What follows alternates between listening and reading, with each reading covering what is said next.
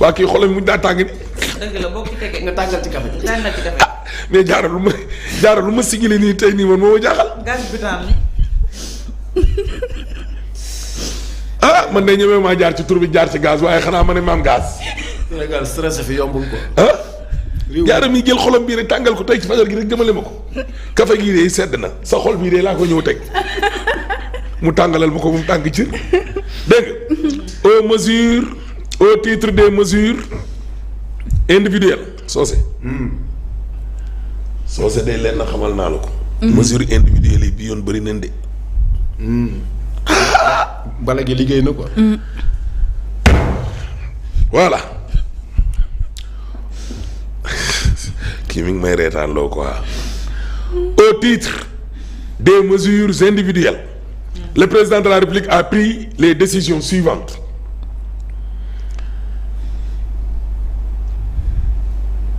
au titre de la présidence monsieur Lansana Gagny Sakho titulaire d'un doctorat en business administration est nommé président du conseil d'administration de l'agence de promotion des investissements et des grands travaux APIX en remplacement de monsieur Abdou Fall. Faxas. Monsieur Fall Mbaye titulaire d'un doctorat en génie électronique est nommé directeur général de l'Institut national du pétrole et du gaz en remplacement de monsieur Agibou Ba. Faxas. Bale. Au titre de la primature, le colonel Amadou Ousmane Ba de la gendarmerie nationale, précédemment directeur du contrôle des études et de la législation au ministère des Forces armées, est nommé directeur général de la surveillance et du contrôle de l'occupation du sol en remplacement du colonel Papa Sabouri Ndiaye, appelé à d'autres fonctions. Faxas. Au titre du ministère de l'Intérieur, monsieur Abdoul Wahabou Sall, contrôleur général de police, est nommé directeur général adjoint de la police nationale en remplacement de monsieur Modou Diagne, appelé à d'autres fonctions. Bale. Au titre du ministère de la justice, monsieur Aliou Ndiaye, titulaire d'un master professionnel en sciences de gestion, est nommé directeur de l'administration générale et de l'équipement au ministère de la justice en remplacement de monsieur Abdoulaye Sy, appelé à d'autres fonctions. Bale. Au titre du ministère des infrastructures et des transports terrestres et aériens, monsieur Pape Abdourahmane Dabo, ingénieur des travaux publics, est nommé président du conseil d'administration de la société AIBD SA en remplacement de monsieur Abdoulaye Timbo. Bale. Bale. Monsieur Atoumane Sy, spécialiste sécurité routière et titulaire d'un diplôme d'études approfondies en géographie et aménagement du territoire, est nommé directeur général de l'Agence nationale de la sécurité routière ANASER en remplacement de Cheikh Oumar Gaye. Mbëbës. Monsieur Ibrahima Sall, ingénieur géotechnicien expert routier, est nommé directeur général de la société Autoroute du Sénégal ADS en remplacement de monsieur Aubin Sagna, appelé à d'autres fonctions. Rato. Mbëbës. Au titre du ministère de l'Environnement et de la Transition écologique, le colonel Ibrahima Gueye, conservateur des parcs nationaux, est nommé directeur des parcs nationaux en remplacement de monsieur Bokar Thiam, admis à faire valoir ses droits à une pension de retraite. Monsieur Aliou Ndiaye, professeur assimilé en biotechnologie végétale, est nommé directeur exécutif de l'autorité nationale de biosécurité en remplacement de monsieur Ousseynou Kassé, appelé à d'autres fonctions. Mbëbës. Le colonel Lamine Kane, conservateur des parcs nationaux, est nommé secrétaire permanent de l'autorité nationale de biosécurité, poste vacant. Monsieur Modou Fall Gueye, titulaire d'un doctorat en biologie végétale, est nommé directeur du centre d'éducation et de formation environnementale en remplacement de monsieur Gouregnan, appelé à d'autres fonctions. Faxas. Au titre du ministère de l'enseignement supérieur, de la recherche et de l'innovation, monsieur Serigne Bakelo, ingénieur informaticien, est nommé directeur du centre régional des œuvres universitaires sociales de Thiès en remplacement de monsieur Cheikh Sall. Bale. Monsieur Jean Birane Ning, maître de conférence titulaire, est nommé directeur du centre régional des œuvres universitaires sociales du Sine Saloum, en remplacement de monsieur Ousseynou Diop. Bale. Madame Fama Dieng, juriste et spécialiste en logistique et management portuaire, est nommé directeur du centre régional des œuvres universitaires sociales de Diamniadio en remplacement de Moussa Amadi Sarr. ma nga mbëbës. Monsieur Salif Baldé. Amida. ba yàqal. Monsieur Salif Baldé. am na ko ne sànq rato. Titulaire d'un doctorat en sciences de l'éducation est nommé directeur du centre régional des œuvres universitaires sociales de Ziguinchor en remplacement de monsieur Sanamane. Ami. Mbëbës. ma nga mbëbës. Au titre du ministère de l'Industrie et du Commerce, monsieur Momar Talla Gueye, directeur de recherche CAMES, précédemment directeur de la recherche et du développement de l'Institut de technologie alimentaire, est nommé directeur de l'Institut de technologie alimentaire en remplacement de Momodou Amadou Seck, admis à faire valoir ses droits à une pension de retraite. Au titre du ministère de la Famille et des Solidarités, madame Assia Diop, titulaire d'un diplôme d'ingénieur en industrialisation et spécialiste en financement de l'entrepreneuriat, est nommée directeur général du développement communautaire et de la promotion de l'équité en remplacement de monsieur Bar Faye. Monsieur la tudd monsieur Bar Faye. Mousse. waaw de monsieur waaw. Bar Faye. Mousse Bar Faye. Madame Fatoumata Bintou Diédhiou, titulaire d'un master 2 en management de projet, est nommée directeur de l'équité sociale en remplacement de madame Fatou Diagne. kooku mbëbës lay añee. Monsieur Eli Paul Biagui, précédemment directeur régional du pôle sud du développement communautaire, est nommé directeur du développement communautaire en remplacement de monsieur Khadim Silla. Bale. Madame Saï Cissé, titulaire d'un master 2 en biogéographie, est nommé directeur de l'équité territoriale en remplacement de monsieur Abiboulaye Lo.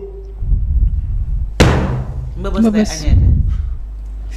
Madame Fatou Ba, titulaire d'un master 2 en droit, ingénierie financière et fiscalité, est nommé directeur de promotion des droits et de la protection des enfants en remplacement de monsieur Ibrahima Gueye.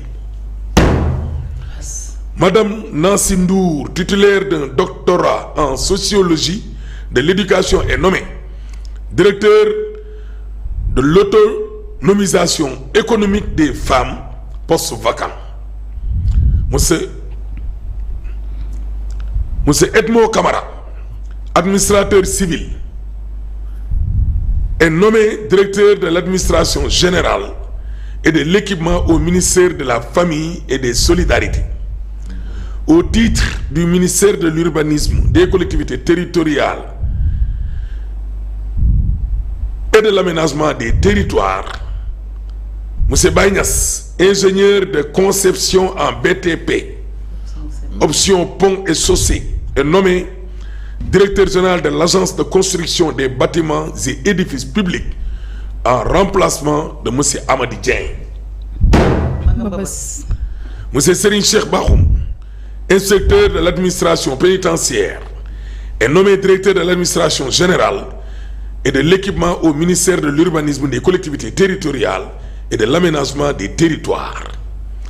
Madame Sophie Diom, expert environnementaliste, est nommé directeur du projet de promotion de la gestion intégrée et de l'économie des déchets solides, Promojet, en remplacement de monsieur Cheikhou Oumar Gueye. Bale. Au titre du ministère de la Santé et de l'Action sociale, monsieur Ousmane Cissé, titulaire d'un doctorat en médecine, est nommé directeur général de la santé en remplacement du docteur Barnabé Ning. Monsieur Seydou Diallo, titulaire d'un doctorat en pharmacie, est nommé directeur général de la Sen Pharmacie nationale d'approvisionnement, SENPNA, en remplacement du docteur Fatou Faye Ndiaye Dem. dem na. Madame Fatou Bara Dionno, ingénieure biomédicale, est nommée directeur des infrastructures, des équipements et de la maintenance au ministère de la Santé, de l'Action sociale, en remplacement de monsieur Amath Diouf. sama xarit la. man lu ma wax mbëbës ma bàyyi ma noonu seet. nañ ko wax nànk rek mbëbës. Amath Diouf. yàlla baax na dina baax. soo see suñ séminaire woon. keroog fee ak tubaab bi ñoo dendoon de. kooku la. waaw. ay waay ndeysaan waay. ndeysaan. les hommes passent les institutions. waaw walaay walaay. àdduna suñu moo métier bi demee tam noonu. ingrat na trop mënoon naa koo tëb. walaay. Monsieur Malick Diallo, titulaire d'un doctorat en gestion des ressources humaines, est nommé directeur des ressources humaines au ministère de la Santé et de l'Action sociale en remplacement de Awa Fall Diagne. moom it mbëbës lay reerete. lan la da nga tiit. sama sœur la. tey nag honorable njiitum réew mi laal na la nag te faxas bay faxas say mbokk nii yàlla baax na.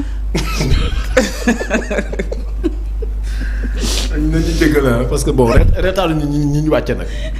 waaw mais. honorable ci boppam honorable moom la ñuy ree parce que yi muy def ci suuf yi ñoom duñ ko gis moo tax. ñu ngi masaw awa. bale bi de bu dee lii lay liggéey léegi ma jëlee fi bale. yaa ngi faxas say mbokk. Awa Fall Diagne. te faxas bay faxas say mbokk. te mënoo ci lenn. ndeysaan. waaw loolu la de. yàlla baax na. les hommes passent. les institutions demeurent. Au titre du ministère de l'Agriculture, de la souveraineté alimentaire et de l'élevage, monsieur Mamadou Lamine Diouf, économiste, est nommé directeur de l'administration générale et de l'équipement au ministère de l'Agriculture, de la souveraineté alimentaire et de l'élevage, au titre du ministère de la microfinance et de l'économie sociale et solidaire. Monsieur Abdou Diaw, titulaire d'un doctorat en finance islamique, est nommé coordonnateur national du programme de développement de la microfinance islamique en remplacement de Madame Aminata Diaw. waaw honorable lan la nag. Ministre de la formation professionnelle, porte-parole du gouvernement, Sosé. Amadou Moustapha Diègue Sarré. bàyyi leen honorable. honorable jeex na. dañoo wàcc ay sœurs mag. waaw mais nag honorable ñu ngi lay courage. massa. àdduna moo demee noonu nag. yaa koy àdduna wax noonu la nag yaa wax léegi les institutions Ouais. passent. mi ngi noonu les nag hommes passent les institutions demeurent. mi ngi noonu nag. donc mënul ñàkk. voilà. mais administration nag c'est comme ça. bi muy bind communiqué bi juumul. ñu encouragé. juumul de li am rek la bind. juumul ci sa sœur bi. est-ce que doo ko woo ba xam. encouragé ñu ñu relever ñëpp. di féliciter ñi ñu fal. la vie c'est comme ça. internet ça, nee nañu ouais. may la ndox nga naan may leen ko ndox mu naan. xanaa da laa bett daf laa bett. te pourtant démb man déglu naa conseil des ministres. mais bàyyi woon ci woon xel. ndeysaan. yi leen yàlla naan baax coup du marteau nag. coup du marteau la kay. daan. c'est un coup du marteau. daan. nga mën a bale rek xam nga ni nga bale ba bale. xalaa bale bi xamoon naa ne dinaa xëy benn jour yéen ko suñu waa kër. soo sa njaay moo lal dil bi ndax xamoon ne lii yëpp. ay yàlla soo baax sa gisoon na ko de moo la bàyyi si biir. moo la bàyyi ci biir de. walaay doom. ne ko café gi sedd na. wér sama moom. xol bi de ak ko jaaraama daal. café gi de moo ko tegee sama xol bi fi mu nekk nii mu tàng jël. xol baa ngi tàng jël. mu ngi gaz bi tax. loobu maam jaara. waaw de man atia nomination yi. jeex na. tey moom voilà jeex na mais mu ban lecture nga ci am tey kenn du ne voilà li mu bale dafa ndaw ñu ngi gis que ni mi ngi accélérer mbir yi pour que voilà ban gis nga ci am. waaw jàngat bi ma ci jàngatee moom la soose war rek da koo résumé expression bi. mooy administration moom mi ngi nii rek les hommes passent les institutions demeurent. waaw te am na ci ñenn ñoo xamante ne nii ay fonctionnaires état bi lañ. appelé à d'autres fonctions yi am na ci ñenn ñoo xamante ni nii feneen lañ jëm. bu ko defee nag. adduna moom nii la et puis administration tam nii la. te man sax lii nag laa gëm de. waaw boo àndee ay nit daal sa waay ngeen nekk ci am projet bi ngeen bokk ci benn gis-gis. mu am ay boroomi xam-xam xeex ba gañe moom daal sa waay dénk koo wóolu. waaw bu ko defee nag. fa mel ni également am na ci ñaar ñu ci retraité waale su ma juumul. waaw ñaar yoo xam ne ñoom dañu dem retraite. waaw am na ñaari retraite. waaw man bi ma ci gën a jàpp mooy bu Ablaye Timbo bi. Ablaye Timbo.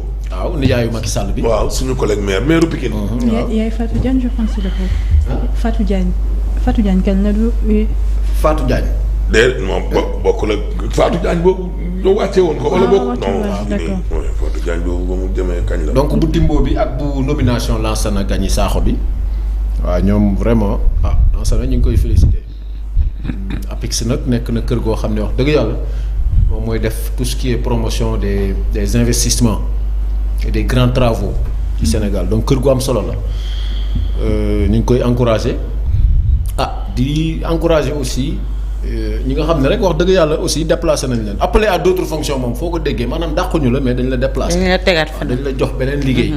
ñi nga xam ne kay ñoom la ñuy wàcce moo ñu yoroon ay fonctions politiques PCA yeeg voilà directeurs généraux yeeg ñooñu. waaw ñooñu moom nga xamante ne ay décret ñoo leen nommé woon mais ñi nga xam ne nag ñoom administration bi dañuy liggéeyal ñoom souvent dañ leen di appeler à d'autres fonctions waaw yóbbu leen feneen ñu liggéey. ñu fal nag nañu xam ne aussi am nañu. wax dëgg yàlla liggéey bu rëy. waaw bu ñu ko rek puukare woo ñoom it naan way fal nañ ma ku ne di dawal say oto yi rafet. non il faut travailler. waaw nañu liggéey. te xam ne loolu moom moo tax président de la république nommé leen. te bu ñu gisee Pastef bi mu àndal moom rek ñoom aussi war nañoo mën topp ci rythme bi parce que kii jiite bu fekkee dafa nekk ci rythme bu gaaw moom ñi nekk ci ginnaaw di yéexantalu du sotti. donc moom il faut que ñëpp daw au rythme de notre président de la république. un état c'est ça mais président buy liggéey peuple bi di nelaw amul njariñ donc kenn ku ci nekk rek domaine ba nga nekk da nga jóg taxaw. xam ne aussi loo war a def la. te daf ñuy renvoyé waat ci set setal bi samedi. fa am ay actes yoo xamante ne man pour man waruñoo xaar sax en fait ñu koy rappeler. Exactement. C'est des actes de citoyenneté parce que nag civisme ak citoyenneté dañ ko war a sax gën a di jàngal nit ñi en fait. waaw boo nekkee leader d'opinion dans un quartier gis quartier bi am nu mel wax dëgg yàlla sa citoyenneté war na la pousser yow ngay jóg def ay actions citoyennes te kenn du ne la def ko. waaw loolu moom un bon citoyen nag ci yooyu lañ koy xamee. kon samedi bi na ñëpp génn rek. ku nekk bu génnee setal sa buntu kër rek. yëpp set koñ bi yëpp set. waaw mais da ngay setal sa biir kër ba mu set nga génne mbalit mi tuur ko ci mbedd mi. waaw setal nga sa kër waaye tilimal nga mbedd mi. waaw te mbedd mi bu tilimee tilim boobu ci biir kër yi lay delluwaat. tout à fait. waaw kon nañ ci gën a góorgóorlu fexe ba suñu cadre de vie bi daal ñu gën koo ñoŋal ba nga xam ne dina am solo leneen li premier ministre wax aussi nañ ci bàyyi xel mooy pipeline boobu war a jóge Ndar. ci wàllu gaz bi ñëw ba Ndakaaru lu am solo la. waaw lu am solo la parce que gis nga yéen ñi faral di dem Gorée bu ngeen xoolee am na benn bateau bu nekk diggante Gorée ak Dakar bateau boobu te mu am mbànd yu mag a mag yi bateau boobu gaz lay transformer en électricité te am na lu muy dugal ci réseau Senelec boo xamante ne tey amoon na bu ko defutoon courant bi dana gën a wàññeeku. kon bu ñu amee gaz bu baree bari Saint-Louis ñun soit ñu transporter ko ci ay pipeline indi ko Ndakaaru transformer ko. wala ñu créer ay unités sur place